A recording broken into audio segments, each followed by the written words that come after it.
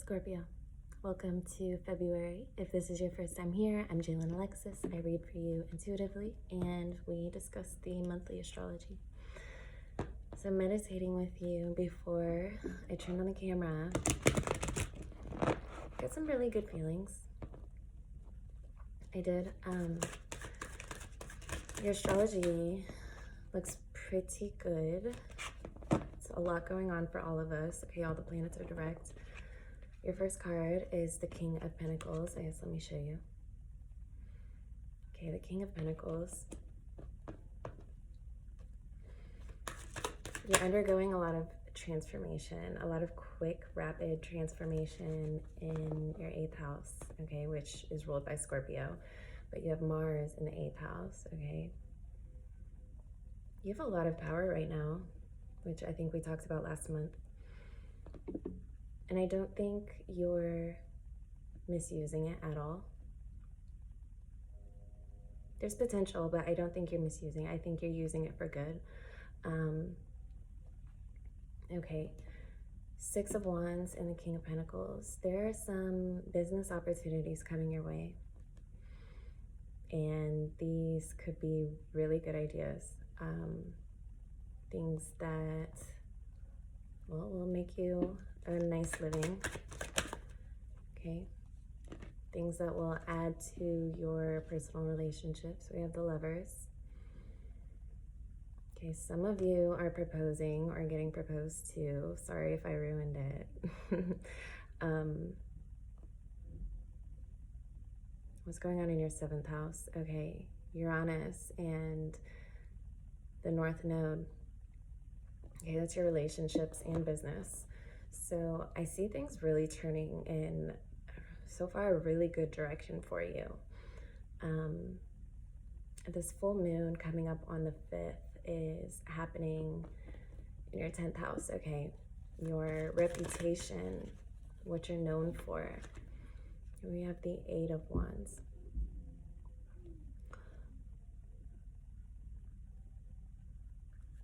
There's going to be a light on you.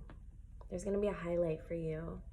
Okay, it could be within your social groups or just people surrounding you. I think you're being seen for the first time in a really long time for who you are. And it feels really good. I just got really emotional when I said that. Scorpio.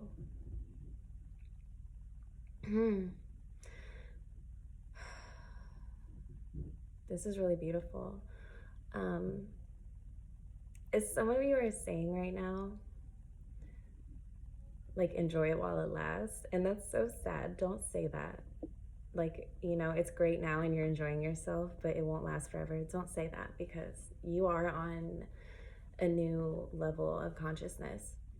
Okay, you are not going to dwindle back down to your consciousness, in your consciousness at least, okay?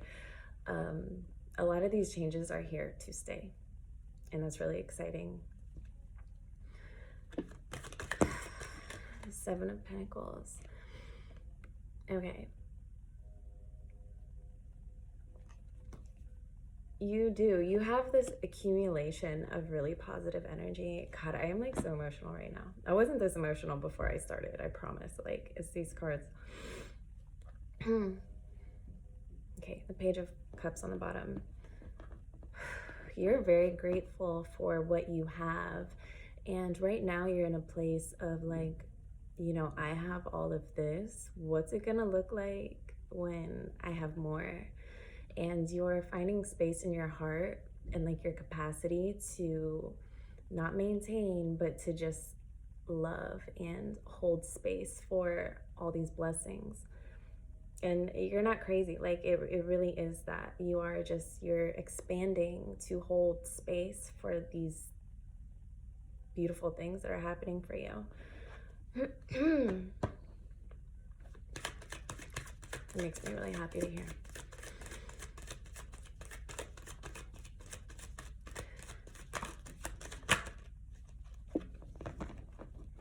But the Seven of Pentacles, it's like, yeah, okay, you do have a lot of what you want, but you want more.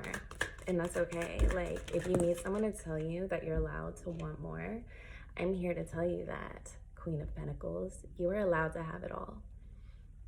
And it's coming.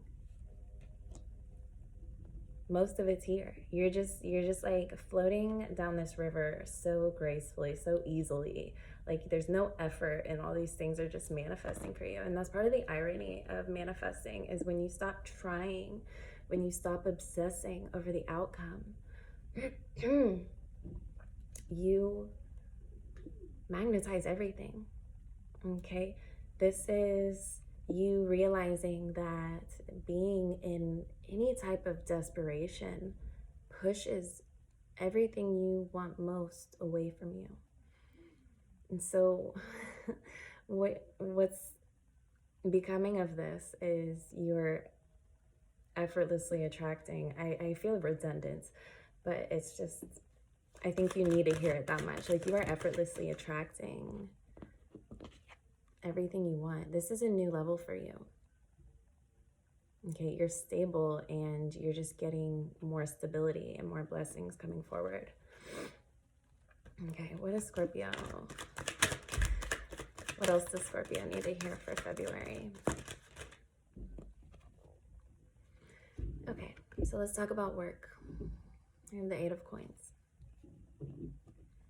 I think your biggest, if you even want to call it an issue, I think your biggest issue right now is just deciding, you know, how to move through this new paradigm of having everything that you want. Okay, how do you keep a balance when you've never been to this territory before? I think keeping your eyes forward, practicing focus, because focus, you know, we focus, whether we do it by default or intentionally. Okay, and I feel like things are happening at such a quick pace for you that you're realizing how much responsibility comes with having such high magnetizing energy. Okay, when you think about something and it happens, you're kind of like, oh, well, like, I was just thinking about that. Whether it's good or bad, you're like, I was just like, you know, I kind of saw that happening. You're getting a hold of that gift. You're getting a hold of that power within yourself to focus. Focus is very underrated power. Okay, if our focus wasn't powerful, then why would there be so many apps based on, you know, 30-second clips, 10-second clips to reduce our attention span? And, you know, it's a matrix trap. You know, you reduce someone's attention span, they'll never have the energy to focus. They'll never have the skill of focus to create all that they want. You know, the matrix is set up to debilitate us. And that's why there's so many people like me out there teaching people how to break out of it, how to create your own paradigms, because you have to want it. Okay, you have to want it. It's red pill, blue pill, right? So anyway, back to work. Let's talk about your work options. I mean, what can I really tell you? In a paradigm where you have everything you want, of course the Hermit would come out, because all the answers are already within you. Okay, you know what you want. You know how you want to make money. You know what kind of money you want to make and generate for yourself, your family. Okay, and then we have the Empress under that. One thing I will say is there is no need to, if you find yourself being like aggressive about your wants, remember that Devil energy. Okay, remember how easily things come to you. Remember how easily things just happen for you. Okay, I'm getting, even if you're a man, I'm getting lucky girl syndrome like all over this.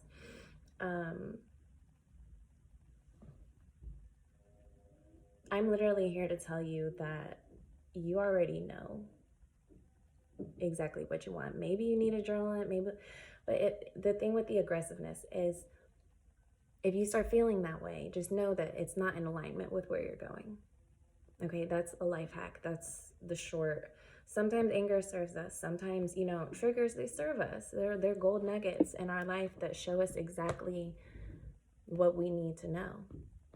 Okay, very much like the Ace of Pentacles. So I like, if you find yourself frustrated or any of that, just remind yourself that you are in this new world and that you are receiving these tangible blessings, okay? And when you're in that space, when you know all your needs are met, when you know you're being creative and thriving and you're finding people to connect with and your heart is open and you feel blessed, most of those triggers don't show up. I'm not saying they go away forever, but I'm just saying they don't show up like that. They don't show up in a way that's debilitating to you and your mental health. Speaking of health, okay, your 6th house.